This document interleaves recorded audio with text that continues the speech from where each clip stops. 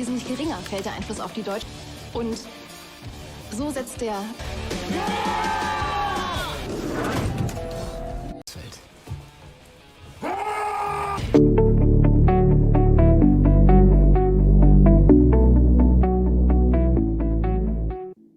Oke, halo guys, selamat datang di Jabrik Film. Tempatnya review film yang rada nggak jelas, nggak keren, nggak bagus, tapi semoga tetap bisa menghibur kalian semua. Aslina, gimana kabarnya? Semoga selalu sehat, dipanjangkan umurnya dan dapat transferan 2 miliar. Amin. Di video kali ini saya akan membahas alur cerita film yang berjudul Who Am I yang rilis pada tahun 2014. Film ini menceritakan tentang kisah seorang pemuda cupu dan juga pemalu. Namun di balik sifatnya yang pendiam, ternyata ia adalah seorang hacker yang sangat jenius. Ya, mirip-mirip lah dengan orang yang lagi viral di desa Konoha. Ia melakukan aksi-aksi peretasan yang sangat luar biasa. Sampai-sampai ia berhasil menjebak sekelompok hacker yang sangat berbahaya dan berhasil menyelamatkan dirinya dan juga teman-temannya. Mau tahu keseruannya dalam menjalankan aksinya yang mampu mengacak-acak dunia cyber? Baiklah, tanpa banyak basa-basi, kita mulai saja ceritanya.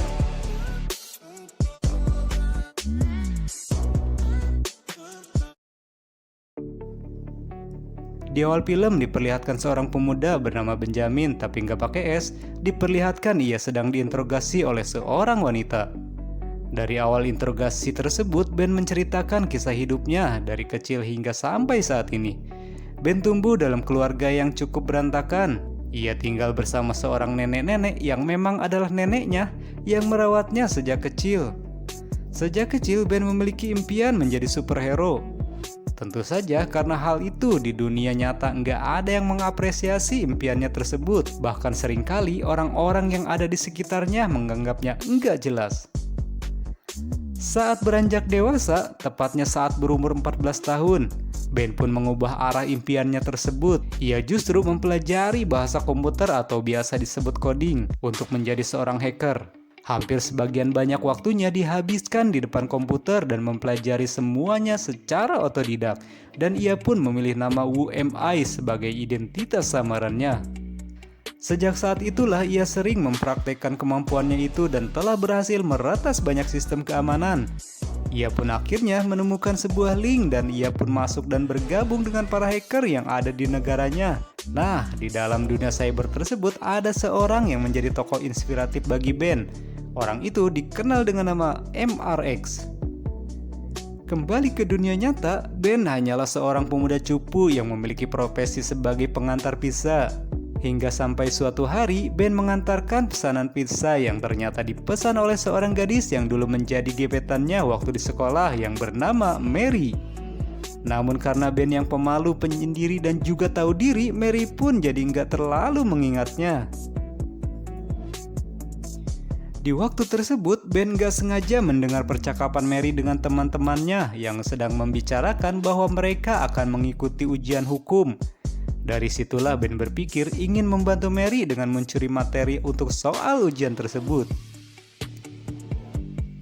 Pada malam harinya, Ben nekat melakukan aksinya dan pergi ke kampus Mary. Ia pun mencoba meretas soal ujian. Namun tak disangka ia terciduk oleh bapak-bapak penjaga kampus.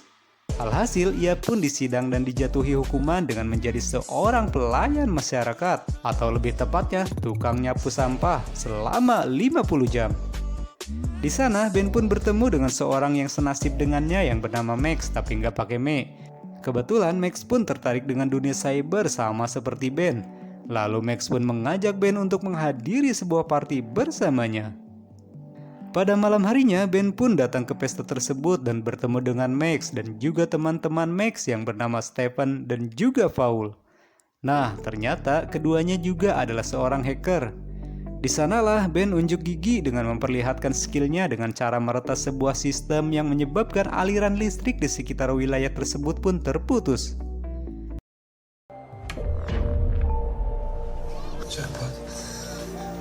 Tentu saja karena kejadian tersebut polisi pun datang dan menggerebek tempat party tersebut.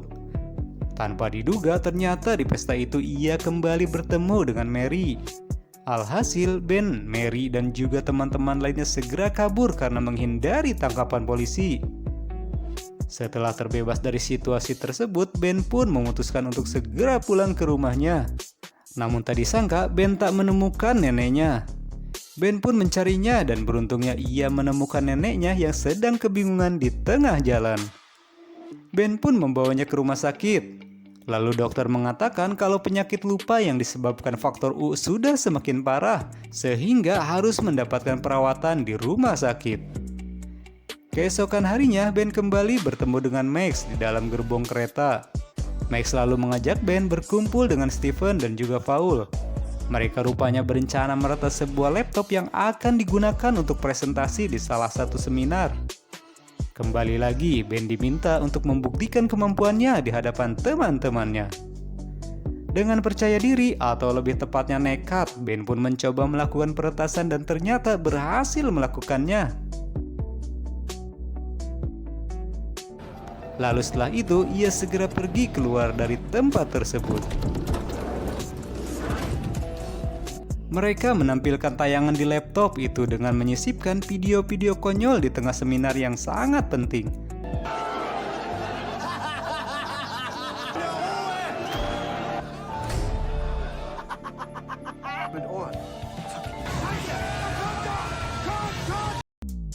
Sejak aksi peretasan tersebut, mereka pun memutuskan untuk membentuk sebuah kelompok hacker yang diberi nama Clay. Setiap harinya, Clay melancarkan aksinya secara bersama-sama, mulai dari peretasan sepele sampai kepada peretasan berskala besar.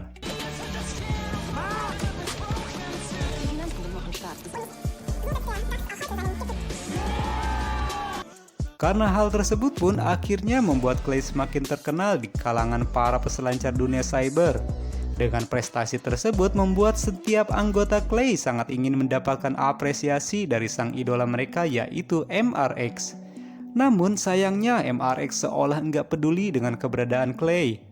Mengetahui hal itu, Max dan lainnya pun sangatlah marah dan juga kecewa. Lalu melampiaskan kekecewaan mereka dengan cara pergi ke party menggunakan mobil mewah yang baru mereka beli. Keesokan harinya, tak disangka Clay mendapatkan pesan dari MRX, di mana pesan tersebut berisi pendapat MRX tentang Clay yang dianggap sebagai sekumpulan hacker pecundang. Hal tersebut tentu saja semakin memicu amarah Max, sehingga ia pun ingin membuktikan kepada mereka dengan melakukan peretasan terhadap perusahaan-perusahaan yang besar.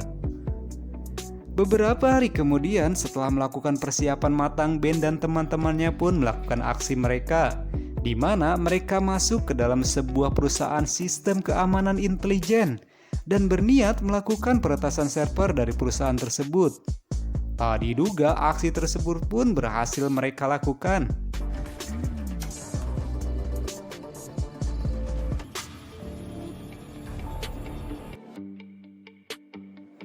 Karena keberhasilannya tersebut, mereka pun kembali merayakannya dengan mendatangi sebuah party.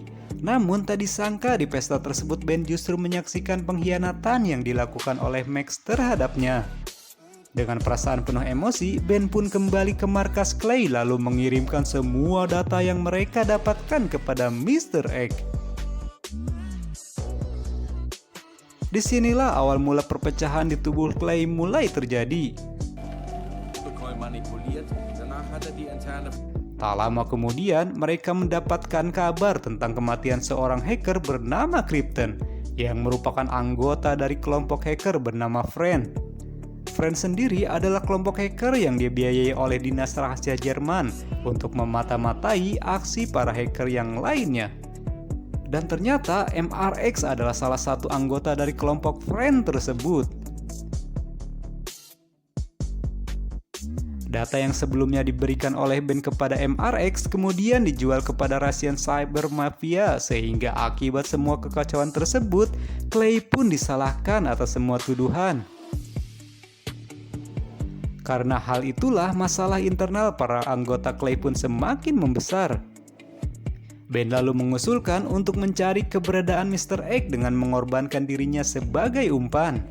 Mereka pun sepakat untuk mengirimkan pesan kepada MRX terlebih dahulu. Namun apes karena hal tersebut, pihak Europol justru mengetahui keberadaan mereka dan langsung mengerahkan pasukannya untuk melakukan penangkapan. Sebelum penangkapan itu, Ben mendapatkan pesan dari MRX bahwa ia memiliki sebuah misi atau pekerjaan. Dan beruntung saat itu Clay masih bisa melarikan diri dari kejaran para polisi.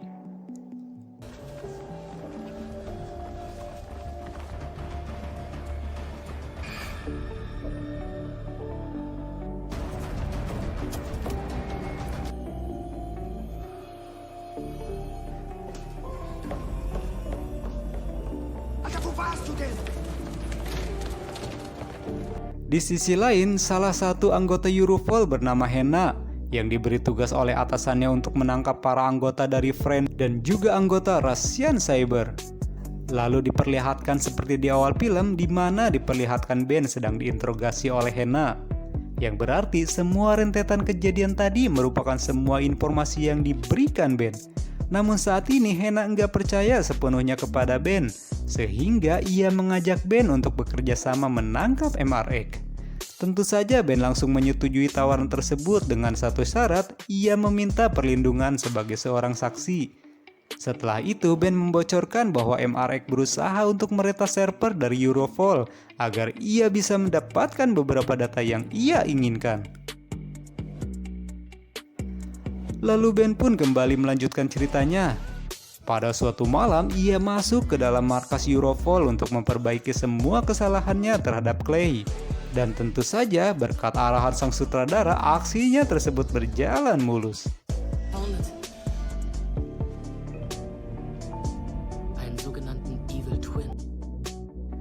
Keesokan harinya, Ben pun menggunakan laptop miliknya untuk masuk ke situs darknet dengan kode dari MRX.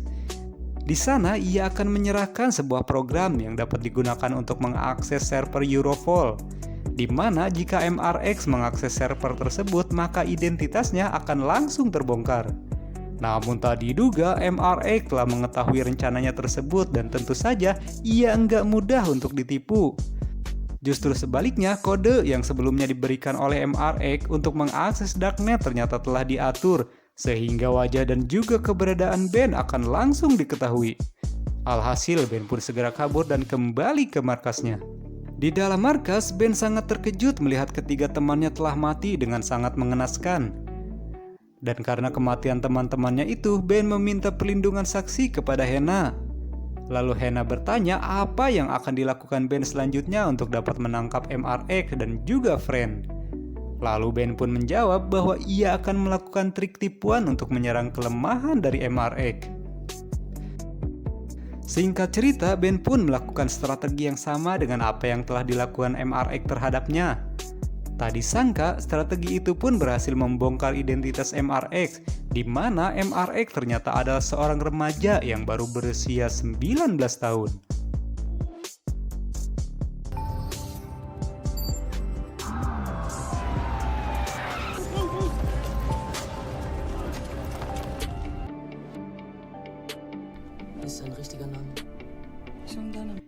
Karena keberhasilannya tersebut, Hena pun menjanjikan dan memberikan sebuah identitas baru untuk Ben. Sebelum menutup kasusnya, seorang detektif mengatakan ada beberapa kejanggalan dari semua cerita Ben. Karena curiga dengan hal tersebut, Hena pun memutuskan untuk menyelidiki kembali kasus tersebut. Di awal investigasi, Hena menemukan sebuah obat yang mencurigakan yang ia temukan di rumah Ben. Lalu kemudian Hena pun pergi menemui Mary. Di sana, Mary mengatakan kalau Ben adalah teman sekolahnya dahulu yang sudah lama ia tidak temui. Padahal dari interogasi beberapa bulan ini, ia sering bertemu dengan Mary. Lalu Hena pun pergi menemui seorang dokter yang dahulu pernah merawat ibu Ben. Di sini diketahui kalau ibu Ben pernah menderita gangguan identitas disosiatif yang membuatnya memiliki 4 kepribadian. Wow! Dan karena penyakit itulah ibu Ben akhirnya mengakhiri hidupnya dengan cara bunuh diri. Tak hanya itu, ternyata penyakit tersebut diturunkan kepada Ben. Dan obat yang ditemukan oleh Hena adalah salah satu pemicunya. Dari semua kejanggalan itu, Hena kembali menemui Ben dan menyimpulkan bahwa semua cerita yang diutarakan Ben ternyata hanyalah imajinasi belaka. Bahkan anggota Clay yang seharusnya berisikan 4 orang ternyata hanya berisikan 1 orang saja, yaitu Ben itu sendiri. Yang artinya Max, Steven, dan juga Paul juga merupakan imajinasinya semata. Scheiß Schmarotzer. Wir brauchen einen Namen. Marke ist geil. So wie Anonymous oder Live. Bingo. Oleh sebab itu, perlindungan saksi oleh Ben pun dibatalkan. Mendengar hal tersebut, Ben pun memohon kepada Hena untuk memberikan perlindungan terhadapnya, karena kalau enggak, maka ia akan dibunuh oleh kelompok Friend. Karena merasa kasihan, Hena pun menyuruh Ben untuk meretas server perlindungan saksi agar dapat mendapatkan perlindungan. Tentu saja dengan keahliannya tersebut, Ben akhirnya berhasil mendapatkan program tersebut dan berhasil bebas. Dann nicht wieder gefeuert? Für die bist du ein Niemand. Für die bist du unsicher. Keine Zaubertricks mehr.